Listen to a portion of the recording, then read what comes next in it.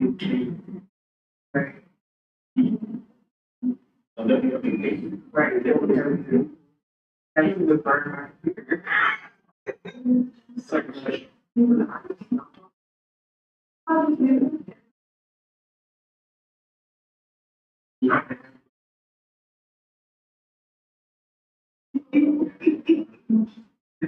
Even show. Sometimes it's something.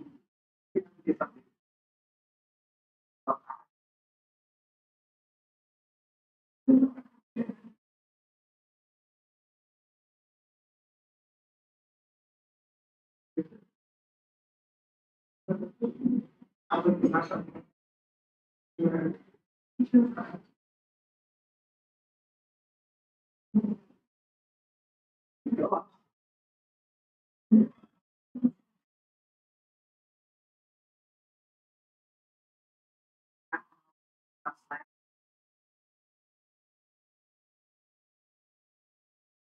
Purpose. Right now.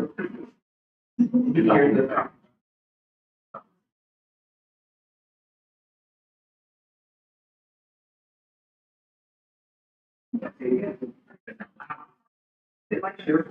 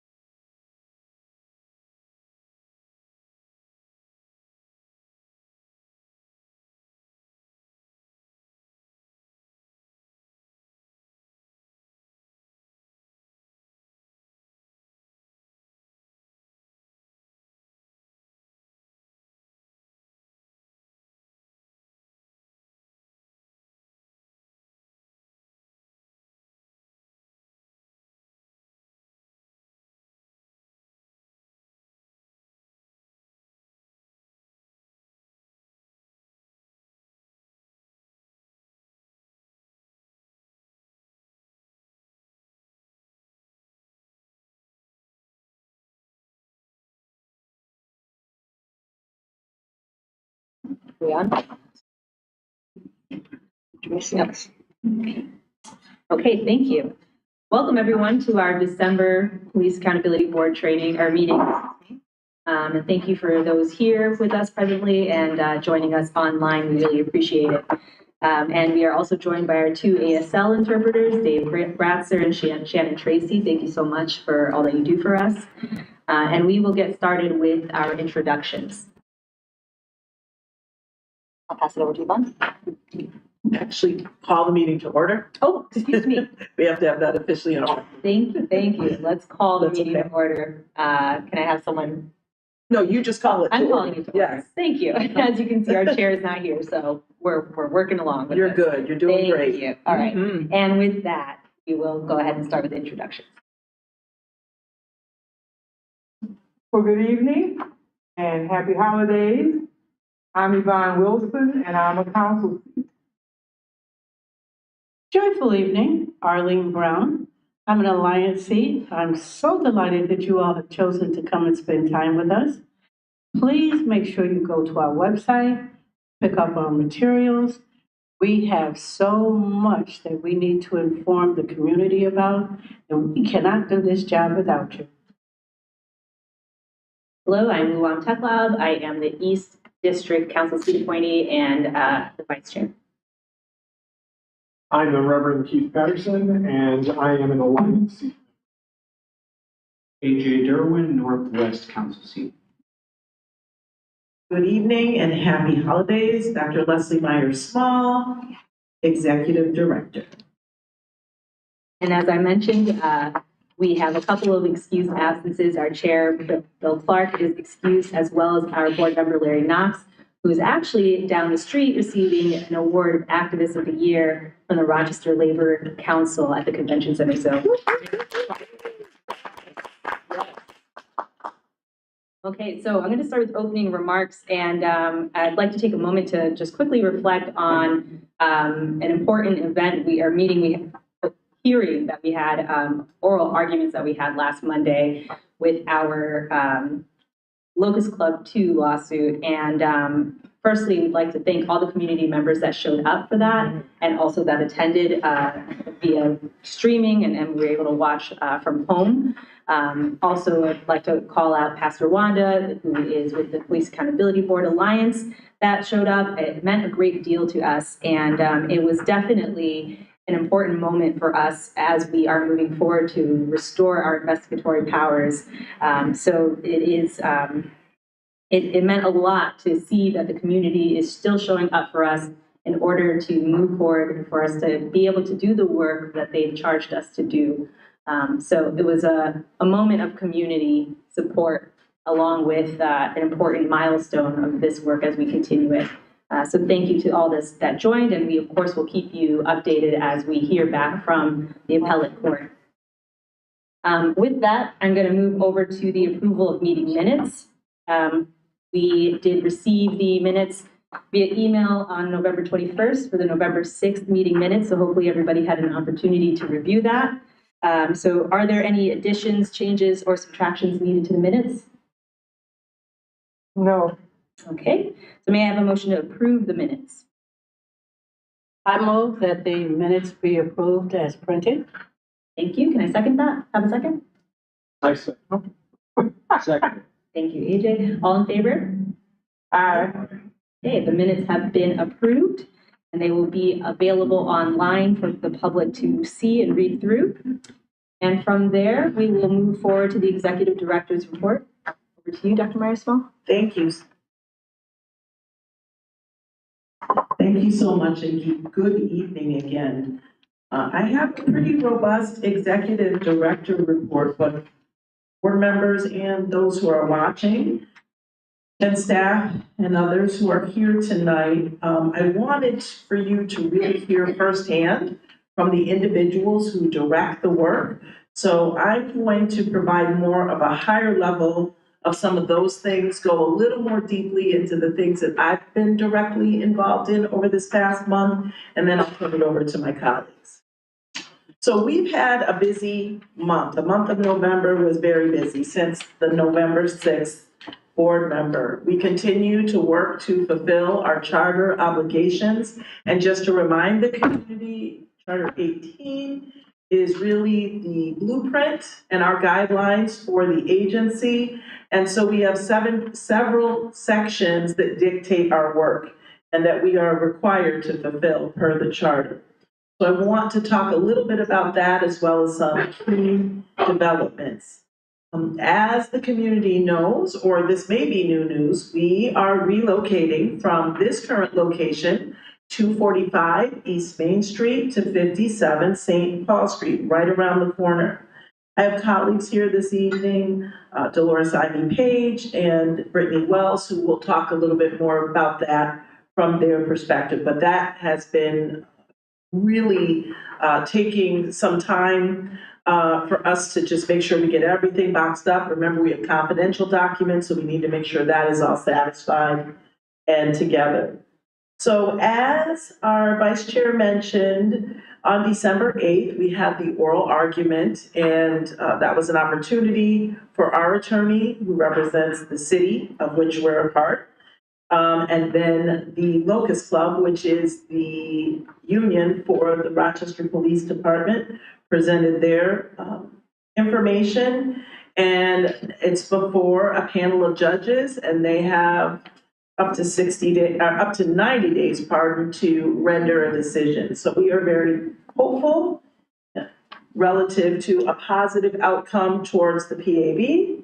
And our leadership are really preparing to operationalize next steps depending on the outcome. I mentioned the relocation, so we've been boxing and packing and purging, and so we continue to work through those logistics.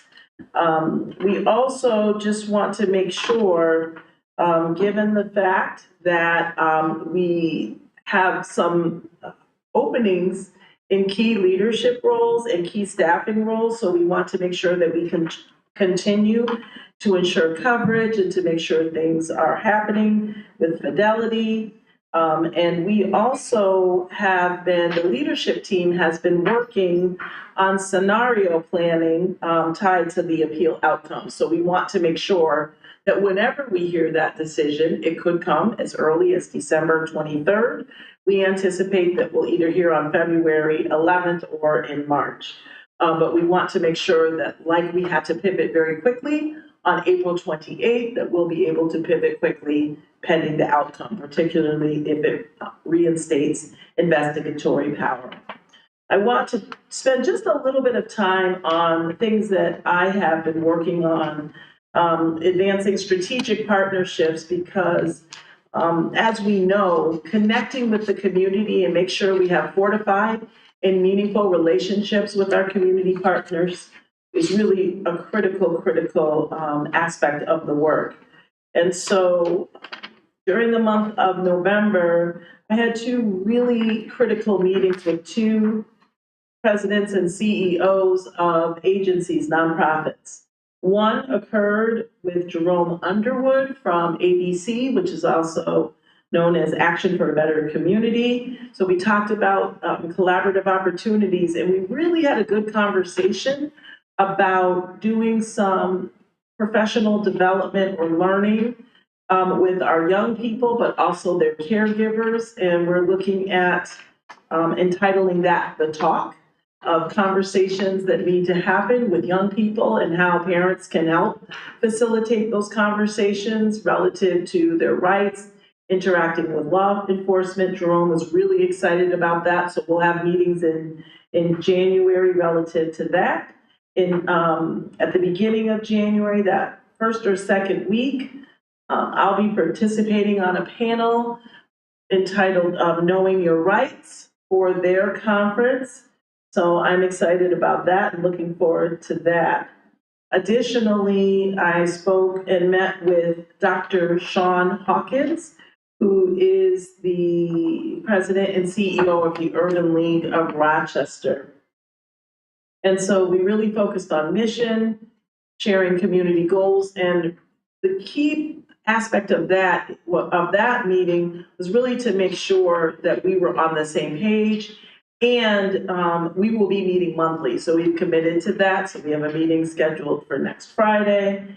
And I'm very excited about that. She talked about the fact that there is a substation, as I think all of you know, located in the Urban League. And so there are lots of opportunities to partner and connect with her around law enforcement issues and that reimagination of what public safety looks like in Rochester, New York.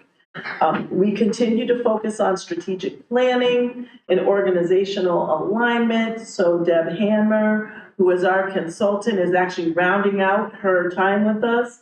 The board has submitted some additional information that they want to look at as far as having that last meeting or conversation with her with that contract. And that meeting will be coming up in the next month. And so we want to really dig deeper and make sure that the board's comments and their feedback are well reflected in the document.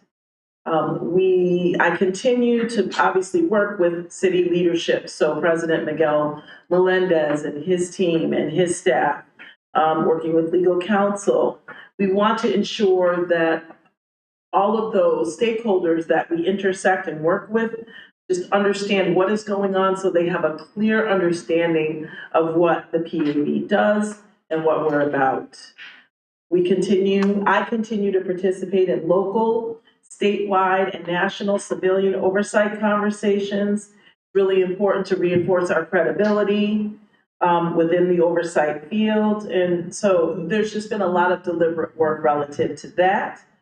Shifting to our policy and oversight division, they continue the research and analysis, and also staff in collaboration with the accountability and transparency team, brainstormed regarding work streams under both restored and constrained authority scenarios. And so we just continue to remain focused and diligent in the division. In accountability and transparency, I'm going to channel one of our board members who's not here, and that's Larry Knox. He always wants me to remind the public that we still take complaints. We still are receiving them. People can either submit online, they can call, or they can, until December 19th, come here. After that time, come over to 57 St. Paul Street. During the month of November, 4 complaints were submitted. So they're continuing to look at patterns and trends based on various data points. And that team has really been very diligent in moving forward with their work. Public affairs and community engagement. If you have not had a chance to look in your folder, there is the monthly report for the month of November, 960 contacts, individual contacts, huge. Representing, and those contacts came from 17 different events, meetings, or engagements. So that division really continues to make sure that they are making meaningful connections and having positive touch points with our community, even in Rochester weather. They are getting out, because not all of those are virtual or online meetings. They still are getting out and connecting with the community. We also are, they're really have been focused, on the messaging for the move. And they did a really nice job messaging on social media, the oral hearing that we had on December 8th. And board members probably have not had a chance to read it, but the Rochester Beacon did a really nice article. And I want to thank both Brittany and Brianna for responding quickly. We received the request in the morning and we needed to turn it around by close of business that day. And I commend the Rochester Beacon for doing what I think is a pretty good job relative to outlining what's going on and representing where we are, where the state of affairs rest. And the department also the division continues to make additional contacts, which can only help strengthen and extend our reach. Under administrative and fiscal oversight. Budget monitoring continues to remain on track. I meet with Dolores and Leslie with an E on the end to review our spending and to make sure we are on point relative to that area. The relocation preparations are on track. We feel good about that. We've been working with our partners in the city, and we continue in operations. We have to focus on the litigation, making sure the board is supported, and fulfilling staff needs around training. So looking ahead, we obviously are monitoring the outcome of the appellate decision when it's issued. We are finalizing relocation logistics. We continue that internal planning, discussion, and pivoting, whichever way we need to, for both restored and limited authority. And we work to advance board engagement, strategic planning, and we're entering into a new calendar year, 2026. So we're continuing to try and figure out, how do we innovate? How do we do things differently or do something new or fresh? So in closing, I just want to say this. This month really has required a lot of patience. It's required a lot of preparation and collective discipline. I'm grateful for just the resilience and the professionalism of the staff, the board. You have continued to be engaged and respond to events and to our requests, and equally important, the continued trust of our community. Can't thank the community enough. And so I'll end with this. Regardless of the outcome, the Police Accountability Board's commitment to accountability, to transparency, and meaningful public service remains steadfast as we prepare for whatever the next chapter of the work will be. That concludes my report, and I will now turn it over to Dejan, who will represent both accountability and transparency. And if it's okay, Lawam, can he also just go back to back with policy and oversight so he doesn't have to bounce back and forth? Thank you.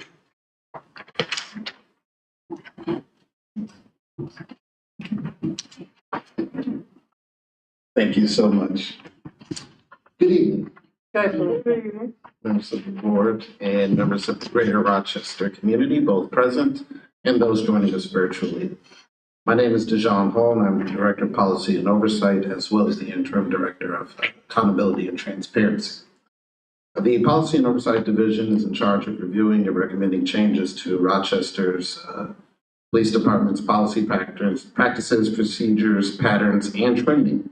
The Accountability and Transparency Division, formerly known as the Investigations Division, is in charge of carrying out the reporting duties, reviewing the trends within our complaints, and working on various policy projects alongside the Policy and Oversight Division. Currently, the A&T Division has been tasked with a number of tasks. I'm going to outline a few for you all, just to give you all an update on what that work looks like.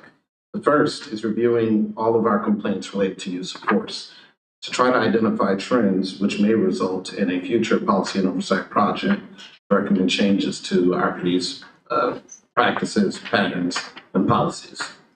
The second is reviewing RPD's body-worn camera manual. And luckily for us, a new tranche of data has become publicly available for the first time. The RPD, in conjunction with UCLM, recently published a database on the Open Data website for RPD, which takes a look at individual officers' activation rates for their body-worn camera. We're going to be reviewing that data as well as additional data that we get through the source of information requests, try to identify trends which may result in changes that we recommend to that body-worn camera manual. The third is reviewing RPD's patterns and practices concerning vehicular pursuit. We, as far back as 2 months ago, submitted a source of information request regarding all vehicular pursuits that have taken place in the past 5 years. We've received a huge data dump of body-worn camera footage and audio. We're currently going through all of that data to see if there are some common behaviors of RPD officers engaging those pursuits that might warrant some changes to RPD policy practices and procedures. I'm going to be repeating that phrase a lot, as you can tell.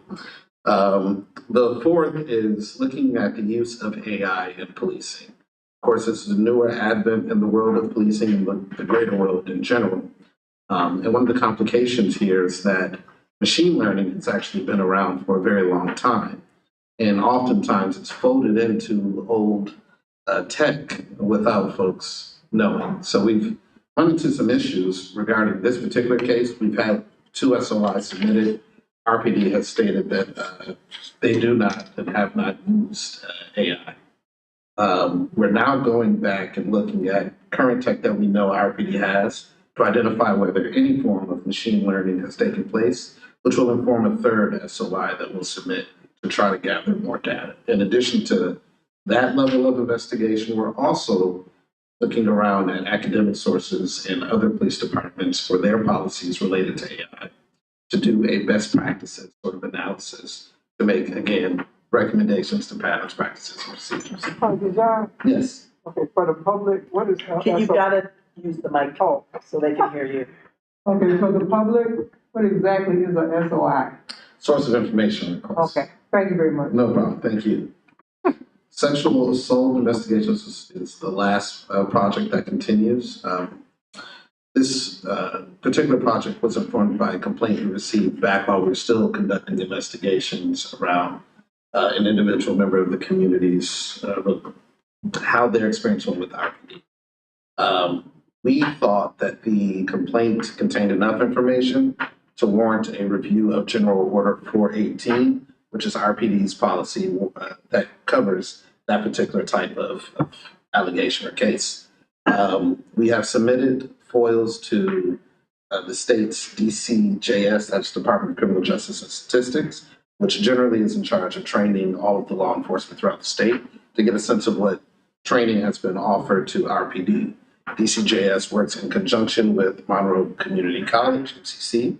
We've also submitted a FOIL, which is a Freedom of Information Law request to them as well to gather some training material. The first 2 were denied.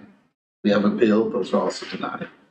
We then thought we should take a look and try to fine tune as best as possible what we had requested.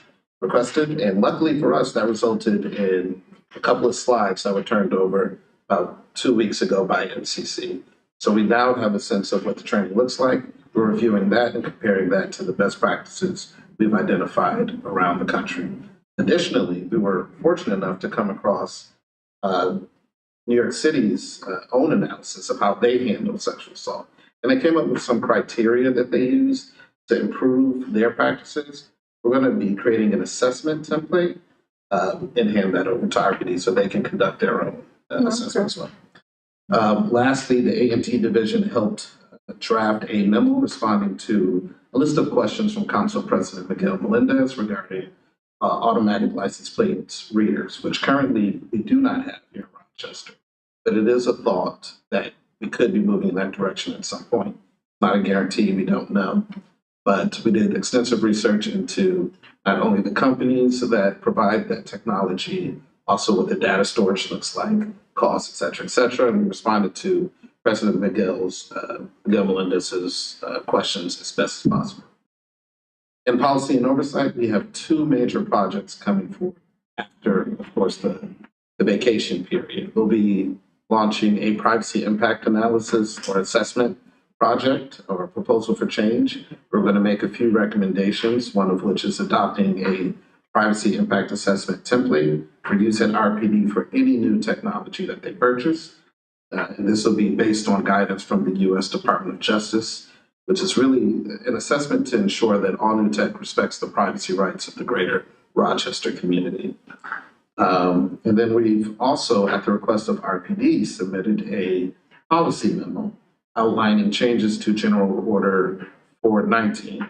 And I may have actually flipped those two. It might be 418 for drone and 419 for sexual assault. We were requested to do so because RPD is interested in drones as first responders, which is the rapid deployment of drones or unmanned aircraft systems in response to 911 calls. They may arrive prior to or concurrent with RPD officers whenever a 911 call is placed. We looked at that general order and thought it would be best to sharpen the definitions within it, put forth some new authorized uses for the deployment of drones, create a mechanism or recommend the creation of a mechanism for legislative oversight of that program, which would require annual renewal of that program and review of that program. We thought it was best to tighten some of the recommendations for data retention and the FOIL process, just to ensure that community has a way to get access to whatever footage has been collected. And we wanted to make sure equity was a common theme throughout whatever policy we recommended. So there is a recommendation for an annual equity assessment as well. So those two policy and oversight projects should be coming out after the break, and we look forward to going before the community and gathering robust feedback on everything that we recommend. Okay. Thank you. Thank you very much. Just before you leave, we really appreciate the work that you all are doing and how you were able to lay it out so everybody can understand what's going on. So we can ask comprehensive questions and follow what it is. And RPD ought to be applauding you also, because a lot of the work that you all are doing are things that will allow them to better do their jobs, because you all have laid the foundation for making sure that things work well and are on target. So thank you very much for being ahead of the game. We appreciate it.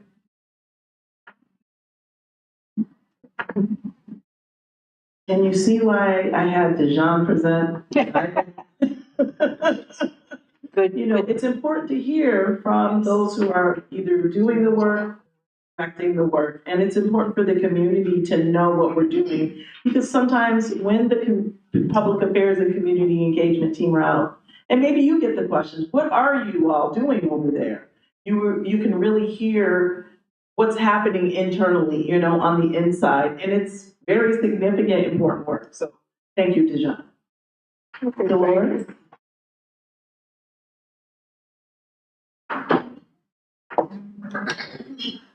Dolores Ivy Page is coming to the table. She is the Director of Operations. Good evening, everyone. Good evening. I'm just here to give you a brief update on our move to 57 St. Paul. I'm handling the logistics of it, so steps are underway to be sure that we have a smooth and seamless transition. So I'm coordinating with both internal teams and external partners to manage the logistics, timelines, and key requirements associated with the move. Internally, I'm working closely with DES, which is the Department of Environmental Services, and City Security and other department leads to finalize space needs, equipment setup, and any support required during the transition. I'm also making sure preparation for connectivity for our equipment and to ensure that security is met. Externally, I'm working with our vendors, our moving companies, and our leasing of this current space, just to make sure that everything is in place once we finally move. The goal is to minimize disruption to our work and create an environment where the staff can settle comfortably in their location. And that, again, that's 57 St. Paul. As Dr. Leslie mentioned, we are still accepting reports, and individuals can call into our PAB hotline, which is 428-9999. Okay, so they'll keep the same number. The same number, yes. So all of the staff will keep the same numbers. So their same numbers. Once we get over, IT will make sure that all of that is taken care of. Okay. Any other questions? Thank you so much. I mean, this is a heavy lift, and you've consistently shown how organized you're being and optimistic. Mindset is everything, right, Ms. Arlene? Oh, yeah, definitely. Power of positive thinking. Yeah, and it shows that you very much prioritize that we can hit the ground running in January. So thank you for that. I did have a question on how the construction is going in terms of, do you anticipate that the new space will be ready for the move, for when the office is asked to come back in? Yes, I actually went over on Monday. And before I went over the week before, there was a wall up, the painting was being done, and we had a conversation today. And the furniture is scheduled to be delivered next week. So I'll be going over also like throughout, just to make sure that everything is set up. Right now, I'm making sure that staff have their boxes and they're packed appropriately. And I will be actually on site on December 22nd, just to make sure that everything goes as planned. That's great. And then the second space that they're still working on, how is that moving along? Do they anticipate that, the original timeline of, I think it was March, April, Right. we're going to be meeting that? And then also, just the abatement work that they're doing, is that going to be, do you anticipate that being able to be done without interrupting where you all will be in that new space? I do, even though they're on the same floor, there's like a lift for the Lero side. I actually went over there Monday as well. The abatement is done. Oh, great. So they're just waiting, and they do still anticipate the timeline to be March, April. Okay.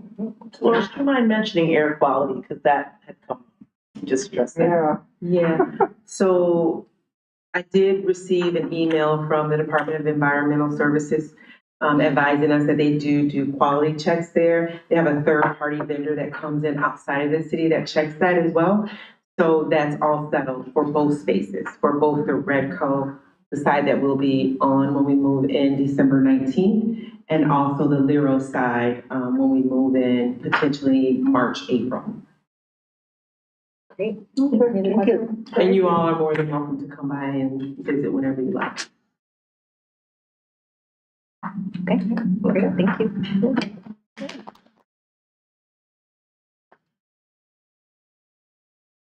Coming to the front now is Brittany Wells, who's our Director of Public Affairs and Community Engagement. She has a few updates, and her colleague Kevin Stewart will be joining her as well.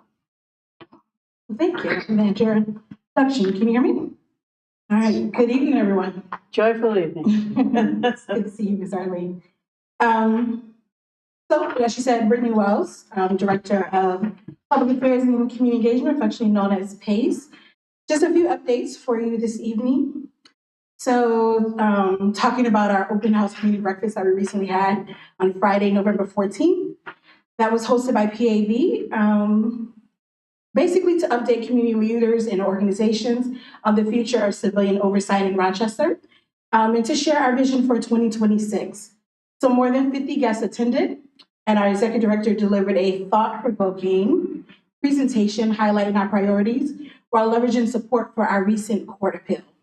Additional remarks were made by Board Chair William Clark and our PAB Alliance President, Pastor Wanda Wilson. We extend our sincere thanks to all of the board members here who were able to make it, as well as our staff who attended to support this important event. Our next New York State Oversight Consortium meeting will take place on Tuesday, December 16th. During this session, we will continue advancing our collaborative efforts and discuss the next steps in strengthening the group's governance and long-term direction. And we look forward to having that meeting and meeting with all those great cities in just next week. Speaking of the move, the PAB is officially relocating, as Laura said, to 57 St. Paul Street, the Riverside. So to ensure the public is fully informed of this transition, we are implementing several outreach strategies, including a website pop-up alert on rockpab.org, which is already up, a formal press release and public notification of the move, frequent updates on our social media platform, which has already been created by the Miss Brianna Milan. Clear signage postage will be outside of 245 East Main Street, which is where we currently are, but will become our formal location. These combined efforts will help ensure a smooth transition and keep our community well informed of this move. And then now we have Kevin Stewart, our community engagement specialist, who will talk to us about his recent presentation at RIT that he did in partnership with Heather Feynman, our language access coordinator. Thank you. Hi, folks. Again, my name is Kevin Stewart. And I want to uplift this event for a few reasons. First is that equity and accessibility is not just something that is defined in the charter, but is principles and ideals that are shared across the board, leadership, and the staff as well. So we make it a priority at PACE to reach every and all communities across Rochester. And in the last month or so, in no small part because of the work of Dr. Heather Feynman, we made great strides in connecting with the deaf and hearing communities. We had meetings with the Association of Deaf Professionals, the Language Access Coalition, University of Rochester Medical Center, and perhaps most importantly, the National Technical Institute for the Deaf, one of the largest deaf colleges on the planet. And this relationship was really started by Dr. Feynman meeting with an individual administrator from RIT, sort of just bridging that gap and establishing that connection. We then set up a one-on-one to sort of deepen that bond and have a conversation about what the PAB does, how we can better serve their students, and how we can have an impact on the way that they navigate the spaces here in Rochester. From there, we sort of had a rushed scheduling, and they really wanted to prioritize this and make sure that we got access to the students before the end of the semester. And so we sort of put everything on a fast track, and we met, I think our presentation was within 8 days of that one-on-one meeting. And it was really substantial. We met initially in the morning with staff. We presented to, I think it was 26 staff members exclusively from the staff college. We then had lunch with some of the administrators, sort of deepening that connection with the stakeholders who were going to be consistent at the college, getting an understanding of their experience as deaf folks within Rochester, and then got a tour of the campus, meeting with the Department of Criminal Justice, hearing that some of the folks who helped start the PAB had roots at RIT's criminal justice program. And then in the afternoon, we presented to students. And so as we heard, November was an incredibly busy month. We keep talking about wintertime and fall. It's going to slow down. It's going to get a little less crazy than the summertime. And we haven't seen that because, not just public affairs and community engagement, but the PAB doesn't have slow seasons. This work is constant. And so we're continuing to leverage these relationships that get built throughout the year. And one of the reasons I want to uplift this is not just because of this really community that we are serving through this work, but because it's a really effective demonstration of sort of a template community building that we work with at PACE. And what that looks like is we establish a connection through sort of a soft meeting, right? Whether it be, in a group setting as Dr. Feynman had with this, or at our tabling events, right? The summertime, we meet hundreds of people at a single event. We get cards, we make contacts, we follow up with a one-on-one meeting, and then we have leveraging that into a presentation to a lecture group. So every single interaction and relationship is different and uniquely addressed by PACE. But this is something that we can come to expect, and we're building this roadmap under Brittany's leadership. So we should be seeing more opportunities like this in the future. Thank you. Okay. Thank you. I'd like to ask a question about that. Turn the mic. So for the, it's on, can you hear me? It's better. So of course, accessibility is super important, both for the agency and for the board itself. Did you receive any particular recommendations out of those conversations that you had on ways we can enhance accessibility, both for the agency, for the board, or in any other way? Yeah, we've gotten a lot of different kinds of feedback. Some folks have talked about sort of like a working group that is sort of tabled and held by deaf community members. Of course, having a deaf member on the board is something that is prioritized. We actually had several people approach us after the presentation expressing interest, not just in joining the board, but the alliance as well. And so I think the general trend that we're seeing, though each recommendation and suggestion is unique, is that representation, right, is the key to access. We can have folks from the hearing community advocating for the deaf community, but the best way to do this is to have deaf folks directly involved in the work of the PAB.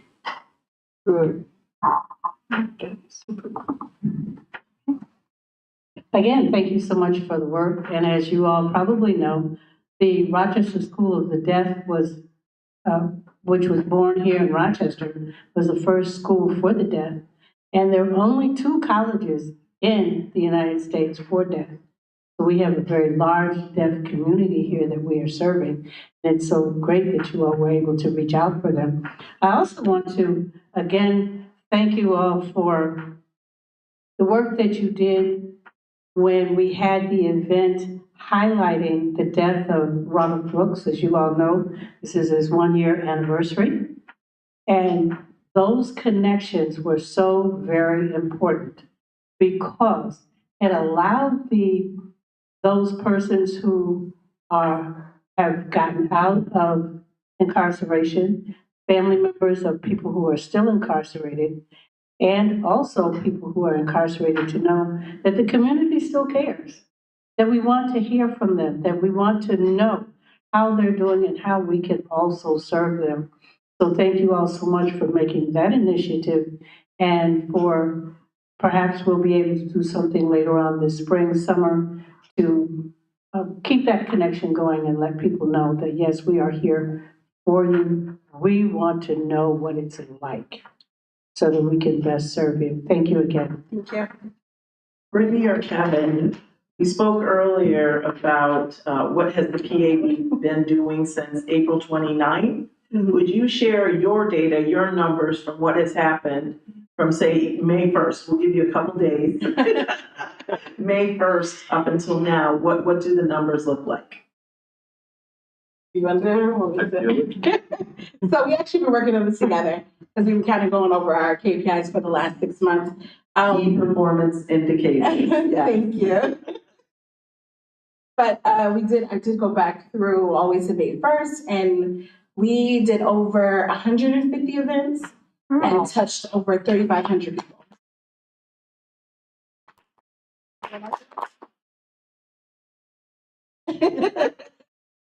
Yeah, I think that numbers wise, it really didn't stop us at all.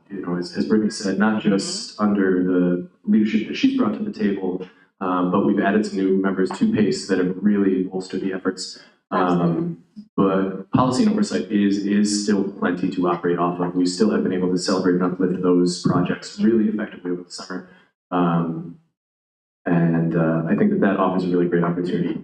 We're crushing numbers. We're going to continue through winter, and we just look forward to continuing the work.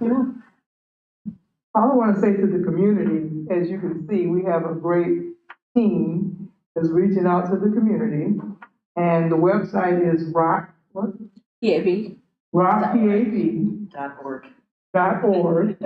So all of you that is listening, go tell your friends to get in touch or go on the website, rockpab.org, because there's a lot of things, we have a lot of information for you, and our task is really truly, our charge is to get what we have to the community so that you all will be enlightened and know your rights, but also know that as a community, the police, RPD, and the community, we are really one.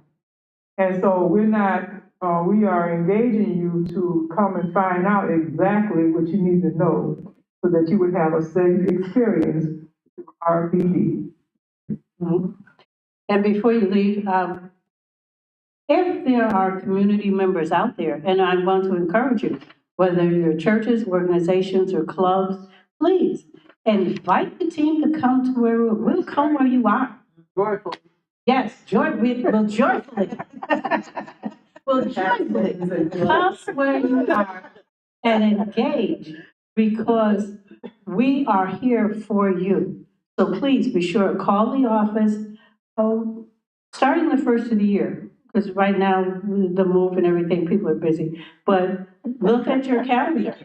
Yeah, look at your calendar and see when it might be a good time for you to invite us.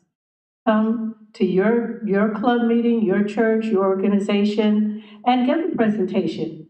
We will come where you are and share our information and get joyfully share our information, and just as joyfully come back with ways that we can help you better.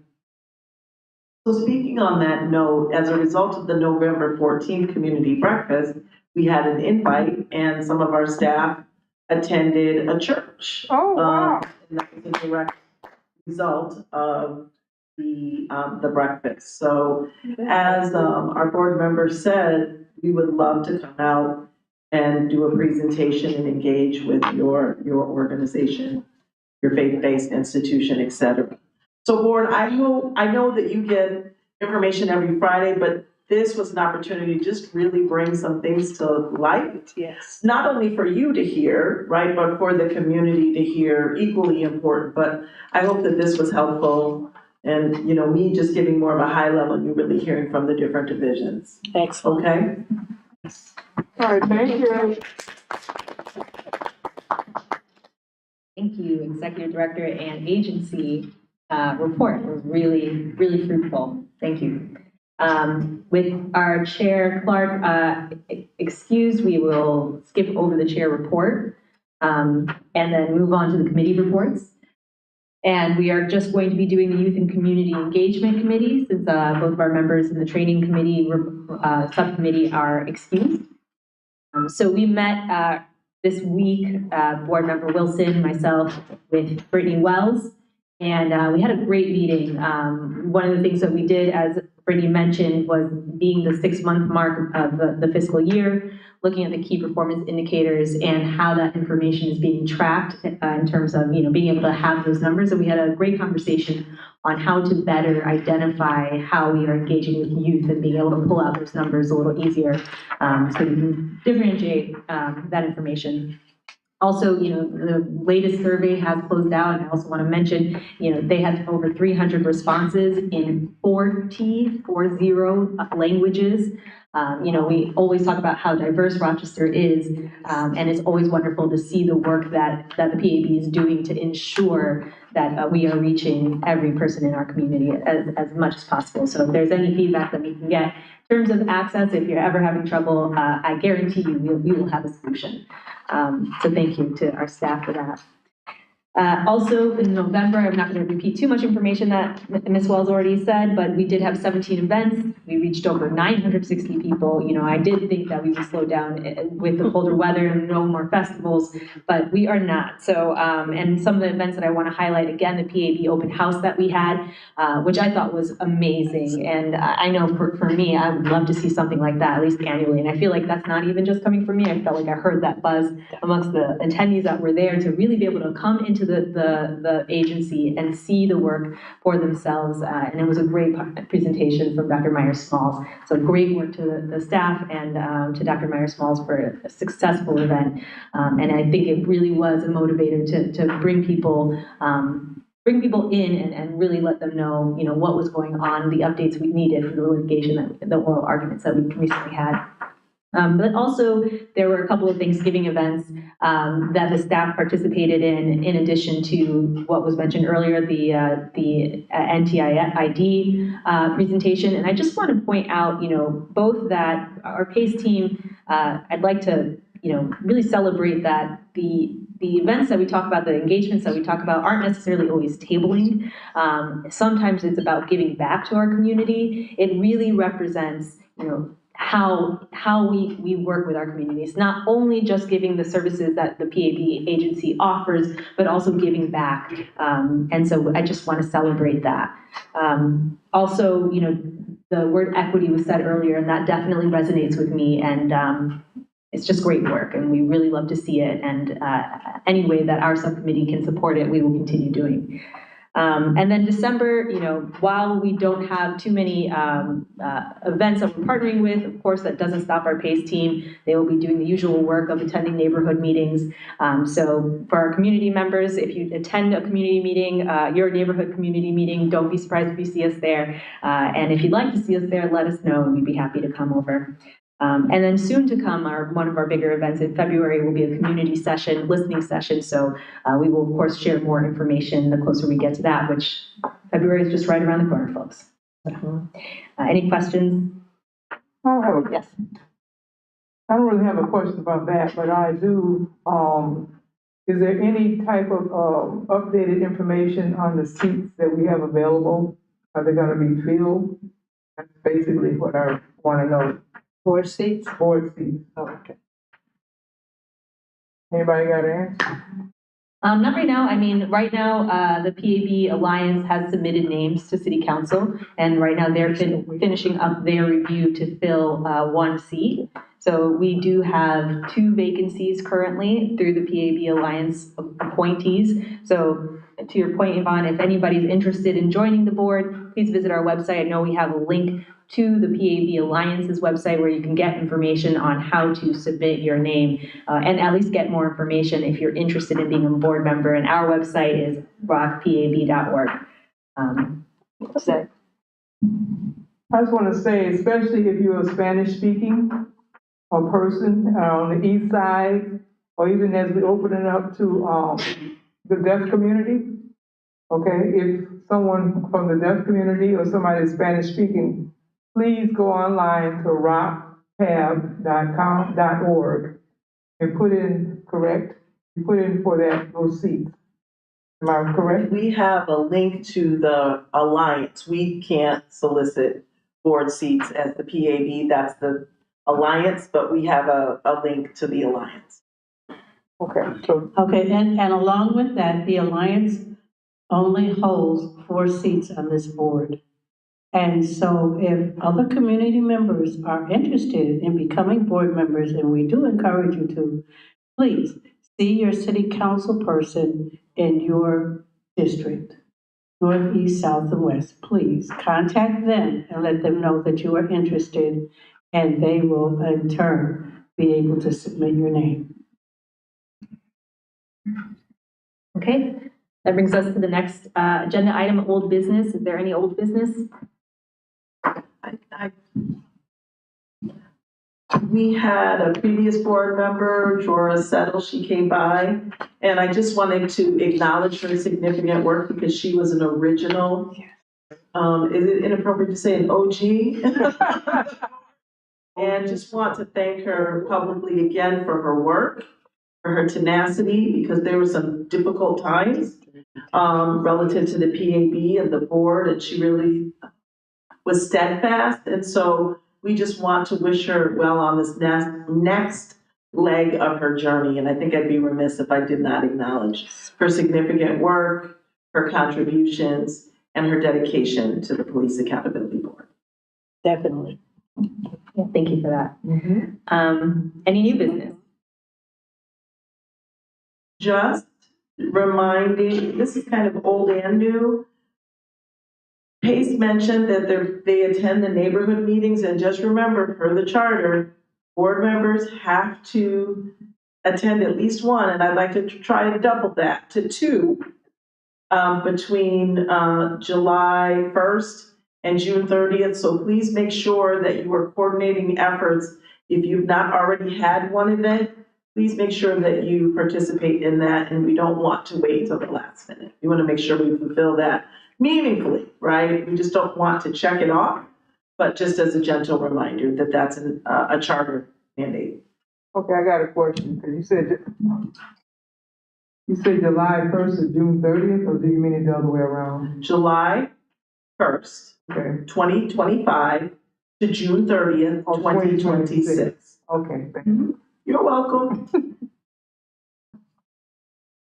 Okay, that brings us over to executive session. We'll be discussing ongoing litigation and personnel matters, and we do not anticipate any votes. So can I have a motion to move us to executive session? I move that we move to executive session. Seconded. All right, all in favor? Okay, thank you very much. We will be moving over to executive session. As I said, I don't anticipate any votes, but we will be back to close the meeting. Thank you.